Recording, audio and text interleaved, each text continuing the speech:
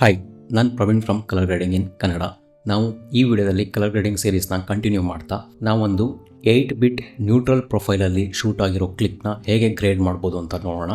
ಅದಕ್ಕೂ ಮುಂಚೆ ಯಾರಿಗಾದರೂ ಕಲರ್ ಗ್ರೇಡಿಂಗ್ನ ಒಂದು ಬೇಸಿಕ್ ಲೆವೆಲಿಂದ ಕಲಿಯೋಕ್ಕೆ ಒಂದು ಕೋರ್ಸ್ ಬೇಕು, ಮತ್ತು ನಮಗೆ ಕಲರ್ ಗ್ರೇಡಿಂಗ್ ಪ್ರಾಕ್ಟೀಸ್ ಮಾಡೋಕ್ಕೆ ಪ್ರಾಕ್ಟೀಸ್ ಕ್ಲಿಪ್ಸ್ ಬೇಕು, ಮತ್ತು ಕಲರ್ ಗ್ರೇಡಿಂಗ್ ಟೂಲ್ಸ್ ಅಂದರೆ ಲಟ್ಸು, ಕೆಲವೊಂದು DCTLಸು ಮತ್ತು ಕೆಲವೊಂದು ಕಲರ್ ಗ್ರೇಡಿಂಗಿಗೆ ಸಂಬಂಧಪಟ್ಟಿರೋ ಪ್ಲಗಿನ್ಸ್ ಬೇಕು ಅಂದರೆ, ಮತ್ತು ವಿಡಿಯೋ ಎಡಿಟಿಂಗಿಗೆ ಬೇಕಿರೋ ಅಸೆಟ್ಸು, ಡಾವಿಂಚಿ ರಿಸಾಲ್ವಲ್ಲಿ ಯಾರಾದರೂ ಎಡಿಟ್ ಮಾಡ್ತಿದ್ರೆ ವಿಡಿಯೋ ಎಡಿಟಿಂಗಿಗೆ ಬೇಕಿರೋ ಅಸೆಟ್ಸ್ ಬೇಕು ಅಂದರೆ ನಮ್ಮ ಚಾನಲ್ಗೆ ಆ್ಯಸ್ ಎ ಮೆಂಬರ್ ಆಗಿ ಜಾಯ್ನ್ ಆಗ್ಬೋದು.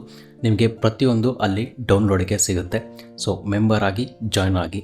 ಇವಾಗ ಗ್ರೇಡಿಂಗಿಗೆ ಬರೋಣ. ಸೊ ನಮ್ಮಲ್ಲಿ ತುಂಬ ಜನ 4Kಲಿ ಶೂಟ್ ಮಾಡಲ್ಲ, ಮತ್ತು ಲಾಗಲ್ಲೂ ಸಹ ಶೂಟ್ ಮಾಡಲ್ಲ, ಮತ್ತು 10-ಬಿಟ್ಟಲ್ಲೂ ಸಹ ಶೂಟ್ ಮಾಡಲ್ಲ. ಅಂದರೆ ಅವ್ರಿಗೆ ಅವ್ರದ್ದೇ ಆದ ರೀಸನ್ಸ್ ಇರುತ್ತೆ. ಕೆಲವೊಂದು ಟೈಮಲ್ಲಿ 4Kಲಿ ಶೂಟ್ ಮಾಡೋದು ಮತ್ತು ಲಾಗಲ್ಲಿ ಶೂಟ್ ಮಾಡೋಕ್ಕೆ ಎಡಿಟಿಂಗಿಗೆ ಮತ್ತು ಗ್ರೇಡಿಂಗಿಗೆ ತುಂಬ ಕಷ್ಟ ಆಗುತ್ತೆ. ಕಷ್ಟ ಅನ್ನೋದಕ್ಕಿಂತ ಅವ್ರದ್ದು ಶೆಡ್ಯೂಲ್ಸು ತುಂಬ ಹೆಕ್ಟಿಕ್ ಆಗಿರುತ್ತೆ. ನಮಗೆ ಪ್ರೊಫೆಷ್ನಲ್ ಗ್ರೇಡಿಂಗ್ ಬೇಡ, ನಮ್ಮ ವರ್ಕ್ ಫ್ಲೋ ಫಾಸ್ಟ್ ಆಗೋಕ್ಕೆ ನಮಗೆ ಒಂದು ಇನ್ಸ್ಟಂಟ್ ಗ್ರೇಡಿಂಗ್ ಬೇಕು. ಮತ್ತು ನಾವು ಶೂಟ್ ಮಾಡೋದು 8-ಬಿಟ್ ನ್ಯೂಟ್ರಲ್ ಪ್ರೊಫೈಲ್ ಆಗಿರುತ್ತೆ. ನಾವು ಲಾಗಲ್ಲೂ ಸಹ ಶೂಟ್ ಮಾಡೋಲ್ಲ.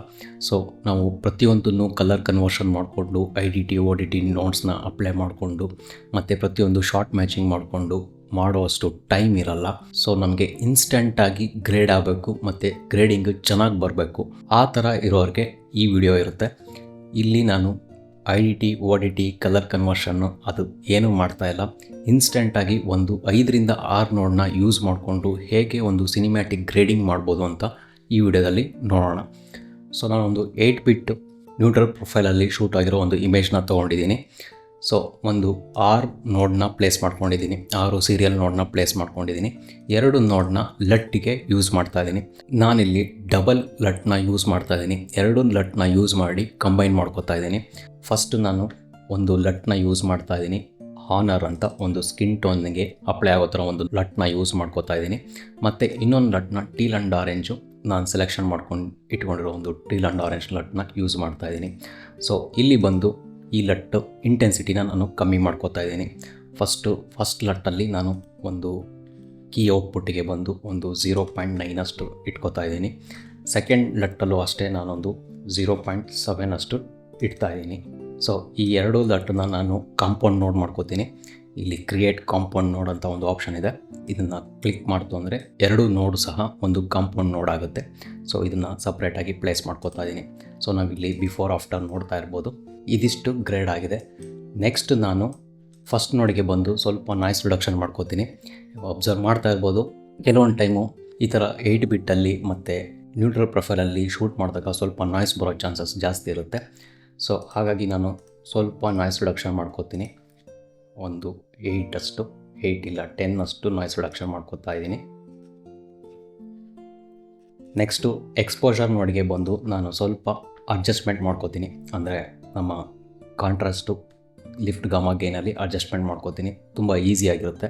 ಇಲ್ಲಿ ಬಂದು ನಾನು ಸ್ವಲ್ಪ ಶಾಡೋಸ್ನ ಮೈನಸ್ ಮಾಡ್ಕೋತಾ ಇದ್ದೀನಿ ಲಿಫ್ಟಲ್ಲಿ, ಮತ್ತು ಗಾಮನೂ ಅಷ್ಟೇ ಸ್ವಲ್ಪ ಕಮ್ಮಿ ಮಾಡ್ತಾ ಇದ್ದೀನಿ.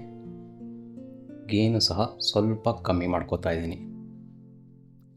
ನೀವು ಅಬ್ಸರ್ವ್ ಮಾಡ್ಬೋದು, ಇಲ್ಲಿ ನಾನು ಕಾಂಟ್ರಾಸ್ಟು ಮತ್ತು ಎಕ್ಸ್ಪೋಜರ್ನ ನಾನು ಒಂದೇ ನೋಡಲ್ಲಿ ಅಡ್ಜಸ್ಟ್ಮೆಂಟ್ ಮಾಡ್ಕೊಂಡಿದ್ದೀನಿ. ಅದು ಅಷ್ಟೇ ಲಿಫ್ಟ್ ಗಾಮಾ ಗೇನಲ್ಲೇ ಯೂಸ್ ಮಾಡ್ಕೊಂಡು ಮಾಡಿದ್ದೀನಿ. ಸ್ವಲ್ಪ ನಾನು ಚೂರು ಲಿಫ್ಟನ್ನು ಸ್ವಲ್ಪ ಕಮ್ಮಿ ಮಾಡ್ಕೋತಾ ಇದ್ದೀನಿ. ಅಬ್ಸರ್ವ್ ಮಾಡ್ತಾ ಇದ್ದೀರಲ್ಲ, ಇದು ಬಿಫೋರ್ ನಾವು ಲಟ್ ಪ್ಲೇಸ್ ಮಾಡಿದ್ವಲ್ಲ. ನೆಕ್ಸ್ಟು ಆಫ್ಟರ್ ನಾನು ಎಕ್ಸ್ಪೋಜರು ಕಾಂಟ್ರಾಸ್ಟ್ನ ಒಂದೇ ನೋಡಲ್ಲಿ ಅಡ್ಜಸ್ಟ್ಮೆಂಟ್ ಮಾಡ್ಕೊಂಡಿದ್ದೀನಿ. ಇಲ್ಲಿ ನಾನು ತುಂಬ ನೋಡನ್ನ ಪ್ಲೇಸ್ ಮಾಡ್ಕೋತಾ ಇಲ್ಲ. ನೆಕ್ಸ್ಟು ಇನ್ನೊಂದು ನೋಡನ್ನ ಪ್ಲೇಸ್ ಮಾಡ್ಕೊಂಡಿದ್ದೀನಿ. ಇಲ್ಲಿ ಸಹ ನಾನು ಒಂದು DCTL ಯೂಸ್ ಮಾಡ್ತಾ ಇದ್ದೀನಿ. HSD ಅಂತ ನೋಡು ಹ್ಯೂ ಸ್ಯಾಚುರೇಷನ್ ಡೆನ್ಸಿಟಿ. ಅಂದರೆ ಪ್ರತಿಯೊಂದು ಕಲರ್ಸ್ನ ಟಾರ್ಗೆಟ್ ಮಾಡಿಕೊಂಡು ಆ ಕಲರ್ಸ್ದು ಸ್ಯಾಚುರೇಷನ್ನು ಮತ್ತು ಡೆನ್ಸಿಟಿ, ಅಂದರೆ ಎಷ್ಟು ಡಾರ್ಕ್ ಲೈಟ್ ಬೇಕು, ಮತ್ತು ಆ ಕಲರ್ದು ಹ್ಯೂ ಚೇಂಜ್ ಮಾಡೋದು, ಅಂದರೆ ಕಲರ್ನ ಬೇರೆ ಕಡೆ ಶಿಫ್ಟ್ ಮಾಡೋದು. ನೇಟಿವ್ ಕಲರ್ಸ್ ಏನಿರುತ್ತೆ ಅದಕ್ಕೆ ಶಿಫ್ಟ್ ಮಾಡೋಕ್ಕೆ ನಾನೊಂದು DCTL ಯೂಸ್ ಮಾಡ್ತಾ ಇದ್ದೀನಿ, ಹ್ಯೂ ಸ್ಯಾಚುರೇಷನ್ ಡೆನ್ಸಿಟಿ ಅಂತ. ಈ DCTL ಬೇಕು ಅಂದರೆ ನಮ್ಮ ಚಾನಲ್ಗೆ ಮೆಂಬರ್ ಆದರೆ ನಿಮಗೆ ಅಲ್ಲಿ ಪ್ರತಿಯೊಂದು ಡೌನ್ಲೋಡ್ಗೆ ಸಿಗುತ್ತೆ. ನಾನು ಯೂಸ್ ಮಾಡೋ ಟೂಲ್ಸು ಸಹ. ಇಲ್ಲಿ ಬಂದು ನಾನು ಸ್ವಲ್ಪ ರೆಡ್ ಹ್ಯೂನ ಅಡ್ಜಸ್ಟ್ಮೆಂಟ್ ಮಾಡ್ತಾ ಇದ್ದೀನಿ. ರೆಡ್ ಹ್ಯೂಗೆ ಬಂದು ನಾನಿಲ್ಲಿ ಸ್ವಲ್ಪ ರೆಡ್ ಕಡೆಗೆ ಮೂವ್ ಮಾಡ್ತಾ ಇದ್ದೀನಿ. ನೆಕ್ಸ್ಟು ನಾನು ಸ್ಕಿನ್ ಹ್ಯೂಗೆ ಬರ್ತಾ ಇದ್ದೀನಿ. ಸ್ಕಿನ್ ಹ್ಯೂ ಅಲ್ಲೂ ಅಷ್ಟೇ ನಾನು ಸ್ವಲ್ಪ ಅಡ್ಜಸ್ಟ್ಮೆಂಟ್ ಮಾಡ್ಕೋತಾ ಇದ್ದೀನಿ ಸ್ಕಿನ್ನ ನೋಡಿಕೊಂಡು. ನೆಕ್ಸ್ಟು ನಾವು ಬ್ಯಾಕ್ಗ್ರೌಂಡಲ್ಲಿ ಸ್ವಲ್ಪ ಅಬ್ಸರ್ವ್ ಮಾಡ್ತಾ ಇರ್ಬೋದು, ಸ್ವಲ್ಪ ಗ್ರೀನಿಂದು ಸ್ಯಾಚುರೇಷನ್ ಜಾಸ್ತಿ ಆಗ್ತಾ ಇದೆ. ಅದು ಅಷ್ಟೇ, ಮತ್ತು ಗ್ರೀನ್ ಹ್ಯೂ ಕೂಡ ನಾನು ಸ್ವಲ್ಪ ಚೇಂಜ್ ಮಾಡ್ತಾ ಇದ್ದೀನಿ. ಇಲ್ಲಿ ಗ್ರೀನ್ ಹ್ಯೂಗೆ ಬಂದು ನಾನು ಸ್ವಲ್ಪ ಹ್ಯೂ ಚೇಂಜ್ ಮಾಡ್ತಾ ಇದ್ದೀನಿ. ಅಂದರೆ ಸ್ವಲ್ಪ ಗ್ರೀನ್ ಸ್ವಲ್ಪ ಆರ್ಟಿಫಿಷಿಯಲ್ ಥರ ಕಾಣಿಸ್ತಾ ಇದೆ. ಸ್ವಲ್ಪ ಗ್ರೀನ್ನ ಹ್ಯೂ ಚೇಂಜ್ ಮಾಡ್ಕೋತಾ ಇದ್ದೀನಿ. ನೆಕ್ಸ್ಟು ಸ್ವಲ್ಪ ಗ್ರೀನ್ ಸ್ಯಾಚುರೇಷನ್ ಸಹ ಕಮ್ಮಿ ಮಾಡ್ಕೋತಾ ಇದ್ದೀನಿ. ನೀವು ಅಬ್ಸರ್ವ್ ಮಾಡ್ತಾ ಇರ್ಬೋದು. ಸೊ ಇದು ಬಿಫೋರ್, ಇದು ಆಫ್ಟರ್. ನೀವು ಬ್ಯಾಕ್ಗ್ರೌಂಡ್ ಅಬ್ಸರ್ವ್ ಮಾಡ್ತಾ ಇದ್ದರೆ ನಿಮಗೆ ಗೊತ್ತಾಗುತ್ತೆ. ಸೊ ನೆಕ್ಸ್ಟು ನಾನು ಇನ್ನೊಂದು ನೋಡನ್ನ ಪ್ಲೇಸ್ ಮಾಡ್ಕೊಂಡಿದ್ದೀನಿ, ಮ್ಯಾಜಿಕ್ ಮಾಸ್ಕ್ ಅಂತ. ಸೊ ಇಲ್ಲಿ ಮ್ಯಾಜಿಕ್ ಮಾಸ್ಕ್ಗೆ ಬಂದು ಇಲ್ಲಿ ಫಾಸ್ಟರಿಂದ ಬೆಟರ್ಗೆ ಸೆಲೆಕ್ಷನ್ ಮಾಡ್ಕೋತಾ ಇದ್ದೀನಿ. ಸೆಲೆಕ್ಷನ್ ಮಾಡಿ ನನ್ನ ಮಾಡೆಲ್ ಏನಿದೆ ಅದನ್ನು ಸೆಲೆಕ್ಷನ್ ಮಾಡ್ಕೋತಾ ಇದ್ದೀನಿ. ಅಂದರೆ ಒಂದು ಡಾಟ್ಸ್ ಇಡ್ತಾ ಇದ್ದೀನಿ. ಇಲ್ಲಿ ಸಹ ನಾನು ಓವರ್ಲೇ ಆನ್ ಮಾಡ್ಕೋತಾ ಇದ್ದೀನಿ. ಏನು ಸೆಲೆಕ್ಷನ್ ಆಗಿದೆ ಅದನ್ನು ಡಿಸ್ಪ್ಲೇ ಮಾಡೋಕ್ಕೋಸ್ಕರ ನೀವು ಅಬ್ಸರ್ವ್ ಮಾಡ್ತಾ ಇರ್ಬೋದು. ಎಷ್ಟು ಪಾಯಿಂಟ್ ಆಗುತ್ತೋ ಅಷ್ಟು ಪಾಯಿಂಟ್ನ ಸೆಲೆಕ್ಷನ್ ಮಾಡಿಕೊಂಡು ನನಗೆ ಸೆಲೆಕ್ಷನ್ ಒಂದು ನೀಟಾಗಿ ಆಗಬೇಕು. ಸೊ ಇಷ್ಟು ಸೆಲೆಕ್ಷನ್ ಆಗಿದೆ, ನಾನು ಇದನ್ನು ಟ್ರ್ಯಾಕ್ ಮಾಡ್ಕೋತಾ ಇದ್ದೀನಿ. ಸೊ ಮ್ಯಾಜಿಕ್ ಮಾಸ್ಕ್ ಸೆಲೆಕ್ಷನ್ನು ಟ್ರ್ಯಾಕಿಂಗ್ ಫಾಸ್ಟಾಗಿ ಆಗಬೇಕು ಅಂದರೆ ನಿಮ್ಮ GPU ಸ್ವಲ್ಪ ಸ್ಟ್ರಾಂಗ್ ಇರಬೇಕು. ನಿಮ್ಮ GPU ಎಷ್ಟು ಅಡ್ವಾನ್ಸ್ ಆಗಿರುತ್ತೋ ಅಷ್ಟು ನಮಗೆ ಟ್ರ್ಯಾಕಿಂಗು ಇದೆಲ್ಲ ತುಂಬ ಸ್ಪೀಡಾಗಿ ಆಗುತ್ತೆ. ಸೊ ಇಲ್ಲಿ ನೀವು ಅಬ್ಸರ್ವ್ ಮಾಡ್ತಾ ಇರ್ಬೋದು ನಮ್ಮ ಟ್ರ್ಯಾಕಿಂಗು ಮತ್ತು ಸೆಲೆಕ್ಷನು ಎಷ್ಟು ಸ್ಮೂತಾಗಿ ಆಗ್ತಾಯಿದೆ ಅಂತ. ಸೊ ಇಲ್ಲಿ ನಮ್ಮ ಸೆಲೆಕ್ಷನ್ನು ತುಂಬ ಸ್ಮೂತಾಗಿ ಆಗಿದೆ. ಸೊ ನಾನು ಫಸ್ಟು ಹೀರೋ ಫ್ರೇಮಿಗೆ ಬರ್ತಾ ಇದ್ದೀನಿ. ನೆಕ್ಸ್ಟು ಈ ಏನು ಸೆಲೆಕ್ಷನ್ ಮಾಡ್ಕೊಂಡಿದ್ದೆ ಇದ್ರದ್ದು ಇನ್ವರ್ಟ್ ಸೆಲೆಕ್ಷನ್ ಮಾಡ್ಕೋತೀನಿ, ಅಂದರೆ ಉಲ್ಟಾ ಸೆಲೆಕ್ಷನ್ ಮಾಡ್ಕೋತಾ ಇದ್ದೀನಿ. ಉಲ್ಟಾ ಸೆಲೆಕ್ಷನ್ ಮಾಡಿಕೊಂಡು ನಾನು ಬ್ಯಾಕ್ಗ್ರೌಂಡನ್ನ ಸ್ವಲ್ಪ ಡಾರ್ಕ್ ಮಾಡ್ಕೋತಾ ಇದ್ದೀನಿ. ಏನಕ್ಕೆ ಅಂದರೆ ನಮ್ಮ ಮಾಡಲ್ನು ಹೈಲೈಟ್ ಆಗೋಕ್ಕೆ, ಮತ್ತು ಒಂದು ಸಪ್ರೇಷನ್ ಬ್ಯಾಕ್ಗ್ರೌಂಡಿಂದ ನಮ್ಮ ಮಾಡಲ್ದು ಒಂದು ಸಪ್ರೇಷನ್ ಕ್ರಿಯೇಟ್ ಮಾಡೋಕ್ಕೋಸ್ಕರ ನಾನು ಬ್ಯಾಕ್ಗ್ರೌಂಡನ್ನ ಸ್ವಲ್ಪ ಡಾರ್ಕ್ ಮಾಡ್ಕೋತಾ ಇದ್ದೀನಿ. ಸೊ ಅಲ್ಲಿಗೆ ನಾನು ಗೇನ್ಗೆ ಬಂದು ನಾನು ಸ್ವಲ್ಪ ಗೇನ್ನ ಕಮ್ಮಿ ಮಾಡ್ತಾ ಇದ್ದೀನಿ. ಅಬ್ಸರ್ವ್ ಮಾಡ್ತಾ ಇರ್ಬೋದು. ಸೊ ಇದು ಬಿಫೋರ್, ಇದು ಆಫ್ಟರ್. ನೋಡ್ತಾ ಇದ್ದೀರಲ್ಲ, ಬ್ಯಾಕ್ಗ್ರೌಂಡನ್ನ ಸ್ವಲ್ಪ ಡಾರ್ಕ್ ಮಾಡ್ಕೊಂಡಿದ್ದೀನಿ. ನೆಕ್ಸ್ಟು ಇನ್ನೊಂದು ನೋಡನ್ನ ಪ್ಲೇಸ್ ಮಾಡ್ಕೊಂಡಿದ್ದೀನಿ. ಇಲ್ಲಿ ಓವರಾಲ್ ಅಡ್ಜಸ್ಟ್ಮೆಂಟ್ ನೋಡನ್ನ ಪ್ಲೇಸ್ ಮಾಡ್ಕೊಂಡಿದ್ದೀನಿ. ಇಲ್ಲೂ ಅಷ್ಟೇ ನಾನು ಸ್ವಲ್ಪ ನಮ್ಮ ಲುಮಿನನ್ ಸ್ಯಾಚುರೇಷನ್ ಏನಿದೆ, ಅಂದರೆ basic traditional primary colour with saturation, ಅಲ್ಲಿ ಬಂದು ನಾನು ಸ್ವಲ್ಪ ಸ್ಯಾಚುರೇಷನ್ನ ಇನ್ಕ್ರೀಸ್ ಮಾಡ್ತಾ ಇದ್ದೀನಿ. ಅಂದರೆ ಒಂದು 54-55 ಅಷ್ಟು ಇನ್ಕ್ರೀಸ್ ಮಾಡ್ತಾ ಇದ್ದೀನಿ. ಅಬ್ಸರ್ವ್ ಮಾಡ್ತಾ ಇರ್ಬೋದು. ಇದು ಬಿಫೋರ್, ಇದು ಆಫ್ಟರ್. ನಮ್ಮ ಸ್ಕಿನ್ ಟೋನ್ಸು ಸ್ವಲ್ಪ ಸ್ಯಾಚುರೇಷನ್ ಇನ್ಕ್ರೀಸ್ ಆಗಿದೆ.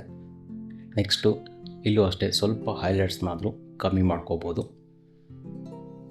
ಸೊ ನೀವು ಸ್ಕೋಪ್ಸ್ನ ನೋಡ್ತಾ ಇದ್ದರೆ ನೀವು ಅಬ್ಸರ್ವ್ ಮಾಡ್ತಾ ಇರ್ಬೋದು. ನಮ್ಮ ಸ್ಕಿನ್ ಟೋನ್ ಇಂಡಿಕೇಟರ್ ಮೇಲೆ ನೀಟಾಗಿ ಅಲೈನ್ ಆಗಿದೆ.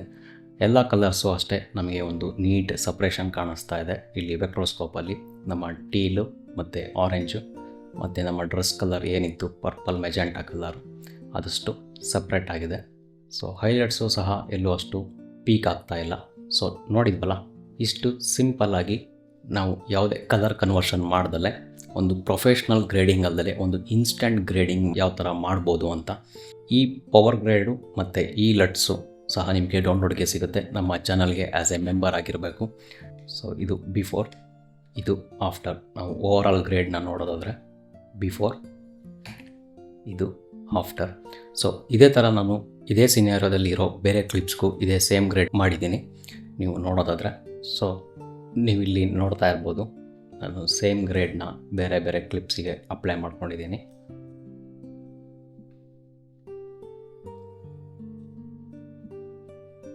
ಸೊ ಇಲ್ಲಿ ಚೇಂಜಸ್ ಏನಂದರೆ ನಾನು ಸ್ವಲ್ಪ ಎಕ್ಸ್ಪೋಜರು ಮತ್ತು ಕಾಂಟ್ರಾಸ್ಟ್ ಅಷ್ಟೇ ಚೇಂಜಸ್ ಮಾಡ್ಕೊಂಡಿದ್ದೀನಿ. ಸೊ ಇದು ಒಂದೇ ಸಿನಾರಿಯೋದಲ್ಲಿ ಎಕ್ಸ್ಪೋಸ್ ಆಗಿರೋದ್ರಿಂದ ಇದು ತುಂಬ ಈಸಿ ಆಗುತ್ತೆ. ಸೊ ಇದೇ ಥರ ನೆಕ್ಸ್ಟ್ ವಿಡಿಯೋದಲ್ಲಿ ಇನ್ನೊಂದು ಕಲರ್ ಗ್ರೇಡಿಂಗ್ ಟಾಪಿಕ್ ಬಗ್ಗೆ ಡಿಸ್ಕಷನ್ ಮಾಡೋಣ.